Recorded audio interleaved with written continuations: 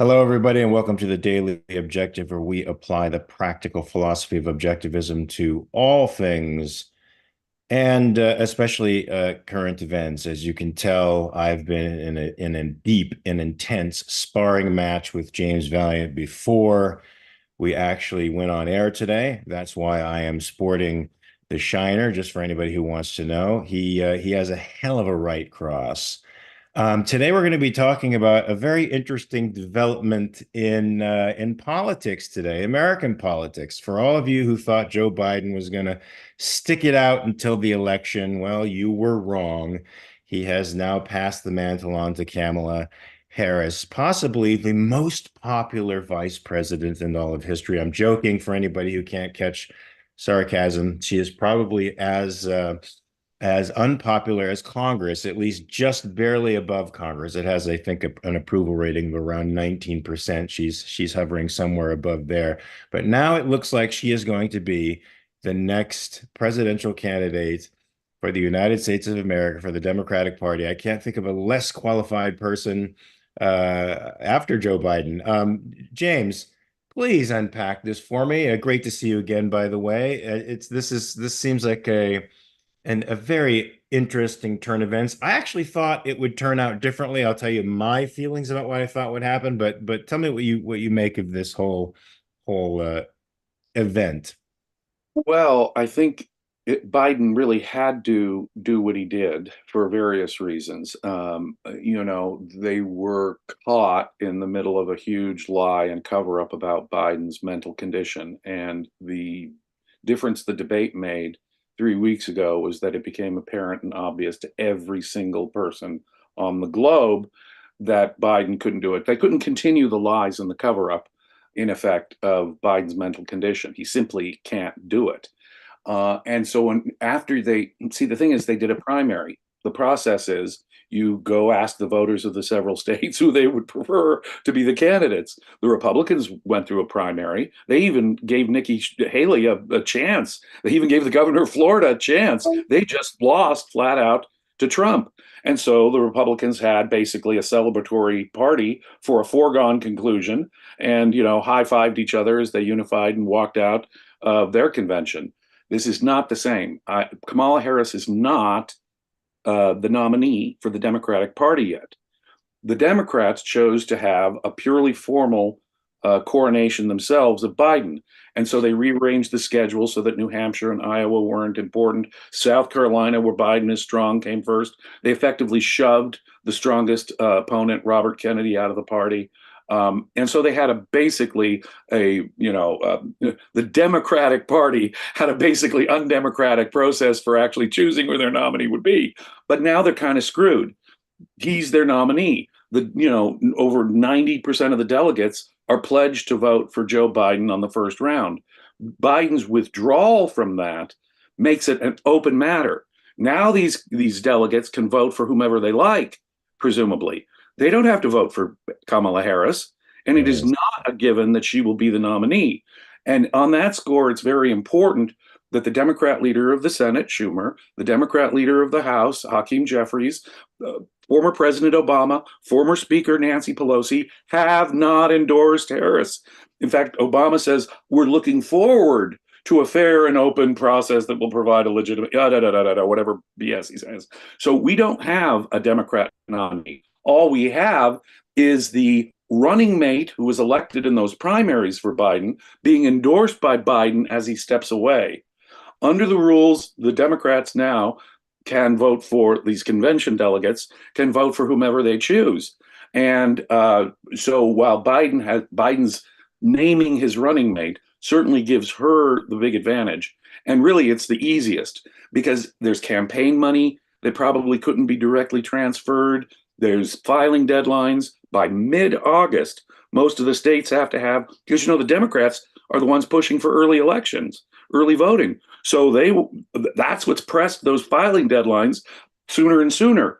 So there'll be legal issues if you switch up the candidate after mid-August, for example. So they've got about a couple of weeks to get their act together. They could do a virtual convention where they can get the delegates to nominate their candidate beforehand, and they probably ought to decide and unify one way or another. I think the deciding element will be the polls. Let's face it, they all knew Biden was out of it. It was his electability and his devastating potential impact on the down ballot races that got the Democrat leadership to boot Biden. Similarly, I think in the next 2 weeks, those swing state polls and how well Harris is doing against Trump may be all important to whether or not they really do go with Kamala Harris as their nominee, but they don't have to. Okay, so isn't it ironic that the party that screams that the other folks are subverting the democratic process, are subverting it all over the place? I got to tell you, I do not think Kamala Harris is going to be the final choice of the Democratic Party. I don't think she could win dog catcher in the United States of America, to be honest with you. She's a gaffe queen. She's if anything, she's exhibited a propensity to be a horribly superficial a human being. And there's no possible way, even as dumbed down as the American population is through state schools, that anybody is going to pick her. My theory is that there's only one undefeatable person that they could pick. And do you know who I'm thinking? Michelle, Yes. I I think think they're going a lot of Democrats agree with you. I I think think that they're a going lot of observers say she's the really the only one, but she's never been elected to office. She's a former first lady. I know she's a lawyer. She's a well-trained lawyer, but she's never had political office, and apparently she doesn't want to. I mean, why would you, if you're a former first lady being feted at the most elite parties in the world, why the hell would you want that controversy? She has low negatives precisely because she hasn't been an elected politician. Exactly, but I think she is a grasping and greedy person. I think eventually she is going to go for the limelight. I think it's the exact right thing to say. If you want to be nominated for the presidency, you should not do what Hillary Clinton did and outright express your ambition to be the president of the United States. It's the worst thing possible. So in every respect, people are going to make all kinds of appeals to her for the health of the country. It doesn't matter how much experience this person has. She's the one that they will pick because she's got the Obama legacy behind her. She chits all the boxes for the left. And You see if what that she is, go ahead. you do see what that implies. That implies a battle. Harris won't go down without a fight. She is the elected running mate for their candidate. She is the vice president. She was just endorsed by Biden. Other people are chiming in to endorse her. Should some other candidate say, no, hey, I want to run against her, that will cause division and a fight and a kind of ugliness over the next month that I don't think the Democratic Party wants. They don't want to look divided. Now, I agree with you about Vice President Harris. I was a prosecutor in California for almost 18 years when she was a prosecutor in California, by the way. She is everything bad about being a public prosecutor. She hid evidence. She defended corrupt cops. She prosecuted minor marijuana offenses against a great many young African American males, mind you. She did everything. She's everything corrupt and bad about a prosecutor in my mind. And then she sucked as a candidate. She left the 2020 race with before the Iowa caucuses. She is a poor campaigner. And as I say, she's joined at the hip with everything Biden has done. Biden was elected because he was perceived to be a moderate. Biden has changed that. Everyone knows now Biden is in the pocket of these progressives, but she's Biden without any of that moderate face. Um, But she is she's the worst. She's the worst kind of party hack there is. I don't think that she would put up a fight, to be honest with you. I think that she is a climber and will do whatever she can to climb. Now that doesn't mean she's not ambitious for the role of the presidency, but if somebody offers her a cush cabinet position or something else in the administration where she has some kind of influence, but is a little bit less in the limelight, so we don't have to see exactly how stupid she is. I think she would go for that equally well. perhaps they can work it out behind the scenes. But you see, then again, the perception is, oh, the insiders have anointed a successor, had nothing to do with the democratic process. It was a smoke. What you're describing is a classic smoke-filled room agreement between the muckety mucks, and the Democratic leadership comes out with their fait accompli. We have chosen your nominee for you. Thank you very much. And you're absolutely right. If they could pull off something like a Michelle Obama switcherino without there being further objection, without Harris putting up a fight, without Bernie throwing his hat in the ring, then that would be the ideal solution for them. But we still, I think, face if they can't work out this sweet kind of deal. I think we're facing what could be an ugly convention come August 19th, and that's only a couple of weeks before early voting starts. So, and the debate is going to happen after Labor Day in September, which put a huge now significance on that debate. We don't even know who's going to be on that debate stage yet. Um, Philosophically speaking, from an objectivist standpoint, there were objectivists who, seeing Trump's authoritarian leanings, said, well, at least Biden is, this 30-year nothing much of anything different. And so we'll vote for Biden. I don't think you can say that after 3.5 years of Biden. He's been in the pocket. Basically, the people running the show in the White House are these progressive leftists who couldn't have won the nomination. And that includes Miss Harris. So the Democrats have painted themselves into a pretty difficult corner right now. They really ought to get their act together by mid-August if they don't want some real ugliness at the end of August. So I see Michelle Obama being the only potential unifying factor in that whole. I think if Michelle Obama is nominated or becomes the front runner, all of that other stuff goes away. I don't think Bernie Sanders would throw his hat in and create chaos. I think he's a party man in a sense, and wants the left to succeed, and would see that as the only. He certainly can't defeat Trump. It would be Obama who could. The question is who would be her running mate? Again, that's something they have to decide and can only decide at the convention, or at least the delegates through some kind of virtual vote. That's how they decide. And who that person is will, of course, affect the perception of the ticket. Yeah, but Mark, Is there anybody else with the gravitas even close to Michelle Obama that we could be I do not considering? think so. No, no. Okay. Whitmer and Shapiro and Governor Newsom, none of them have said they're running. They have said, okay, we're cool with Harris. The leading governors and senators who might challenge are keeping out of it. But on the other hand, you've got a whole bunch of Democrats who are now enthusiastically and overtly endorsing Harris, including Biden himself. That makes it difficult. In other words, whoever this new nominee will be, you got to get Biden and all those Congress men and women who just endorsed Harris to take it back, to say, oh, well, I didn't realize Michelle Obama was running. She'd obviously be the stronger candidate. But we're going to overlook the vice president who was just endorsed by the president. That could create internal problems. The Democratic Party's unity is superficial, I think. I think deep, deep divisions exist with the Clinton faction, the Obama faction, and I think it is just waiting for a scratch to come to the surface. Michelle Obama, I understand, hates the Biden people, hates the Harris people. The Vice President Harris's staff hates the Jill Biden. There are all kinds of personal animosities between these Democrats that I think, with just a little scratching of the surface, might come to the fore, and that is exactly what the Democratic leadership does not want to see have happen. Right. Hold on. My dog is walking towards the edge of the bed. Your dog might make a far better Democratic nominee than, yeah, I think, far Yeah. cuter than any of the Democratic, than any Democrat senator or governor. So much That's for sure. better. So much better than them all. Yeah. Frankie for president. Well, this is an extraordinary turn of events. I can't think of any time in history when we have had something like this. Can you?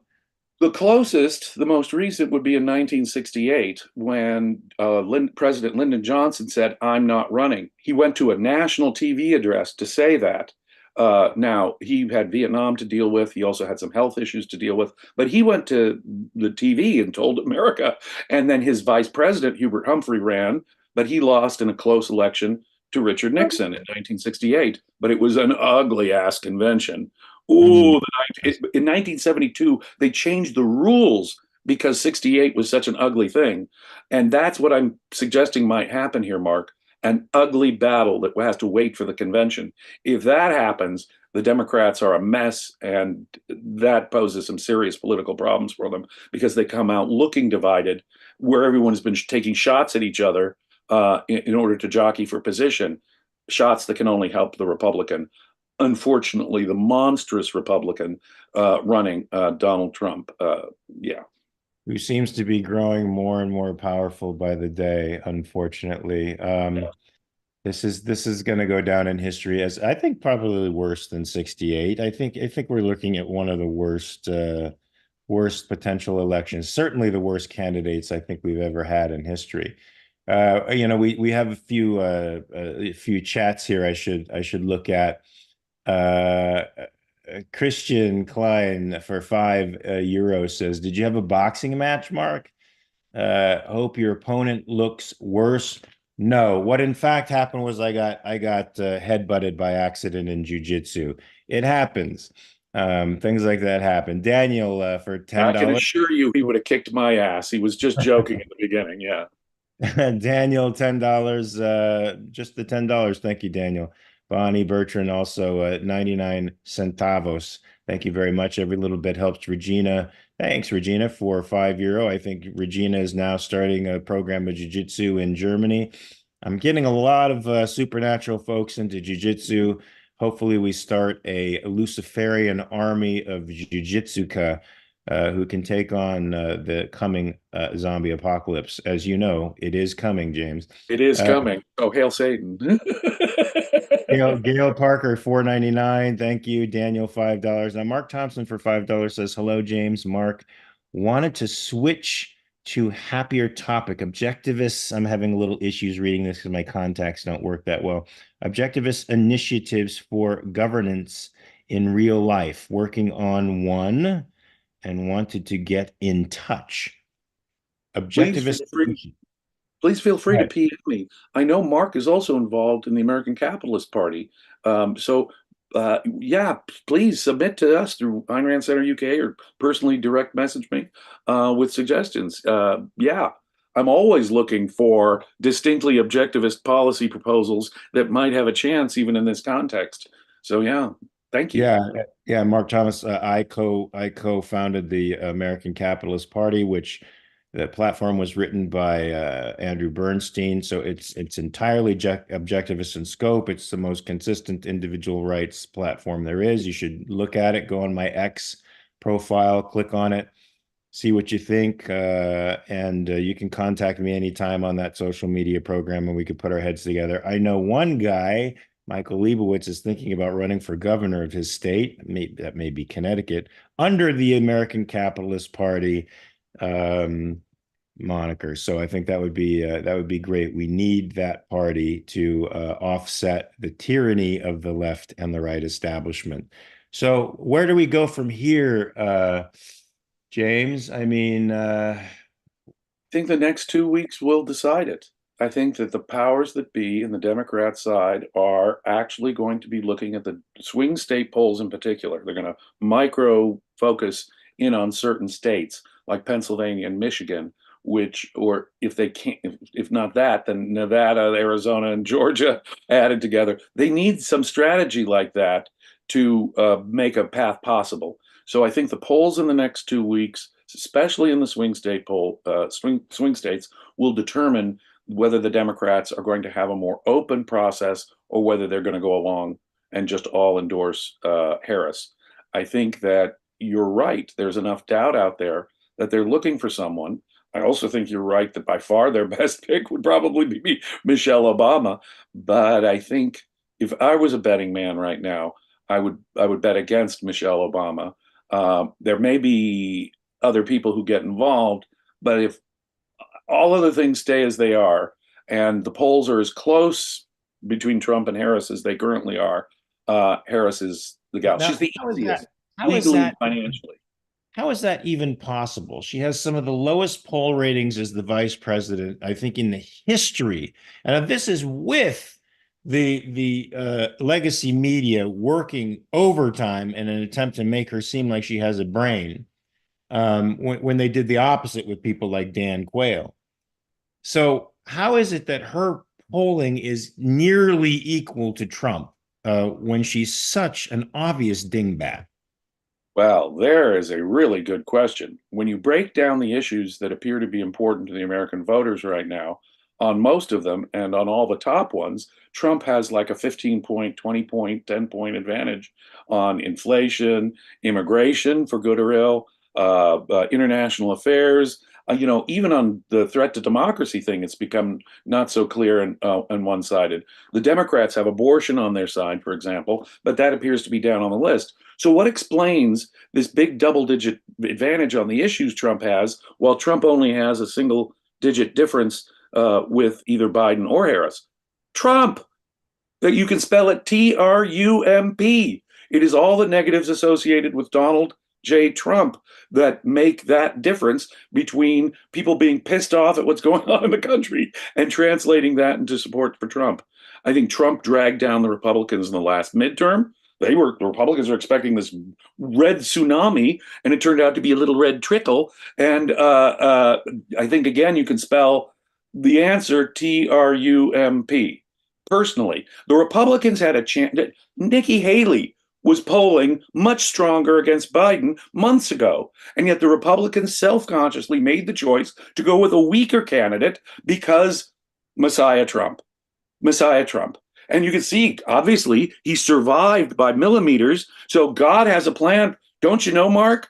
It's obvious. God has a plan for the United States, and that plan is the Messiah, Donald Trump, who Jesus spared that day to save us all from the evil progressives. They're elevating Trump to the level of a supernatural Messiah with this cult of personality, worse than I've ever seen in American history. And yet, he pulls narrowly against any Democrat because of the strong negatives that a lot of independents, for example, still have against Trump. And that includes me, by the way. Unbelievable how they're trying to deify the guy. Now, I didn't watch his acceptance speech at the Republican National Convention, but I heard it was the longest acceptance speech in history. Over Uh, 90 minutes. 90 minutes. Now, 90 minutes of, I'm sure, circular thinking, circular talking. It must have been quite a phenomenon to witness.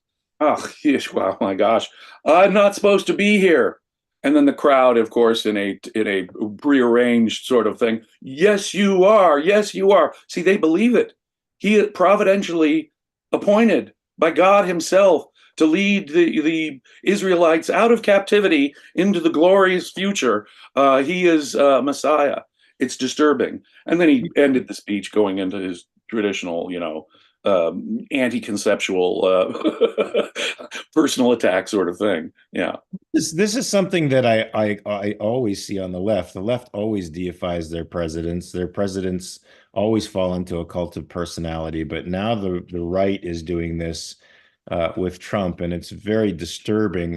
Robert Nasir for $5 says Chauncey Gardner in the film Being There.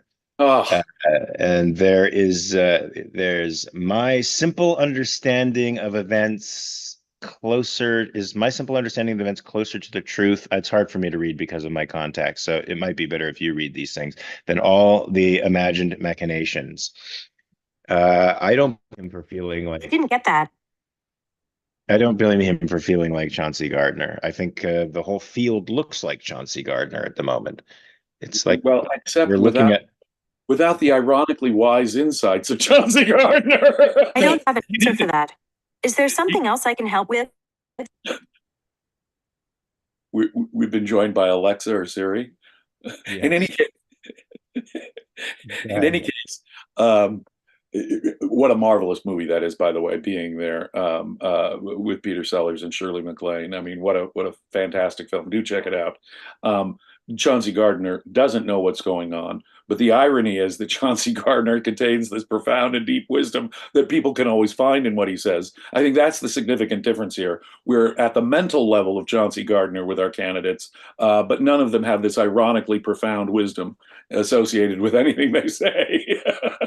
There's no aha moments with anything Trump says, or certainly anything Kamala Harris says. Or, I mean, we definitely, I was actually reminded of Chauncey Gardner all the time when I looked at Biden on stage, minus the prophetic sayings and the wise the wise generalities that could be interpreted in many different ways. There will be Um, growth in the spring, Mark. Jonathan Honig, thank you for 9.99. I think that says there with my bad contacts. So anything final to say about this crazy election coming up, about the crazy Democratic National Convention and what the hell they're going to do?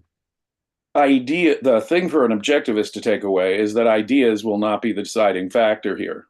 A person's ideology, a person's intellectual positions, whether they have an integrated message, even, will not be the deciding issue. These people are going to be looking at polls. This is total pragmatic power politics. It will only be relevant because, someone as progressive and socialist as Kamala Harris is probably going to have a hard time with the electoral college map. And that's what it's going to come down to, though, folks. Political insiders pragmatically, in a Machiavellian way, looking at who's got the best chances of winning the election. They've only got a couple of weeks to do it. We're only 3 months plus away from the election here, but it's not going to be a matter of ideas, ladies and gentlemen. Ideas. I've never in my life seen a moment where ideas are less relevant to either party's positions on anything. They're both tribalists. They're both emotionalists. They're both intense mystics appealing to the lowest common denominator that they think will get them elected. Absolutely. And I don't think there's anybody that the Democrats are considering besides Michelle Obama, who seems to be off the plate, who has a national appeal. Even their golden boy, Governor Newsom, I don't think he can get beyond California and be much of a success, as deluded as he is, as much of an adept liar as he is, and as much I guess TVQ as he has with the way he looks. There's no possible way he can get beyond California or maybe New York, because he's absolutely ruined the state of California. And I would actually enjoy seeing Trump tear him apart on the debate stage, because it would be an ugly, messy fight. And there's nothing more I would love than to see Gavin Newsom torn apart in a very ugly, messy fight. Yes, I live in California too. He has ruined this beautiful, wonderful state that I grew up in. Absolutely. We he turned a budget surplus into a huge deficit. He's got the highest poverty and homeless rates in the country and the worst educational system, basically. Rich California, which used to have the best, now has the worst education system in the country. It devastated my state horrifically, as Yeah, you know. we should be this we're not only the best state in the union, but one of the greatest economies in the world. And Gavin Newsom has successfully turned that around. And if you want that to be the rest of the United States of America, like Gavin Newsom, because he's just the incompetent fool to do it. James, it's been a pleasure talking to you. I have to announce the next show, which will be coming up in exactly 1 minute, the reality show, Britain's pro-Hamas government, talking about labor policy on Israel and Palestine. What a bunch of fools. I have to actually go to the UK in September and October and or November, and I'm thinking I might boycott them because they suck. They suck. What can I say? They're refunding UNRWA. I mean, just to take one example, I mean, it's despicable. Well, Gad Saad is writing a book called Suicidal Empathy, and I hope he talks about this as an example of suicidal empathy. James, it's been great talking to you. Always, my brother. I hope to see you again. I promise I won't spar you again before the show, because you're a killer, and I don't know why we talk about this more. Anyway, I'll see you next time, man. And are you going to be on the reality show or no? No, not this time. All right. Well, we'll miss you. I think I'm gonna pop on there, guys. Reality show next. Be there or be square. And until that time, which is only 30 seconds, check your premises. Peace.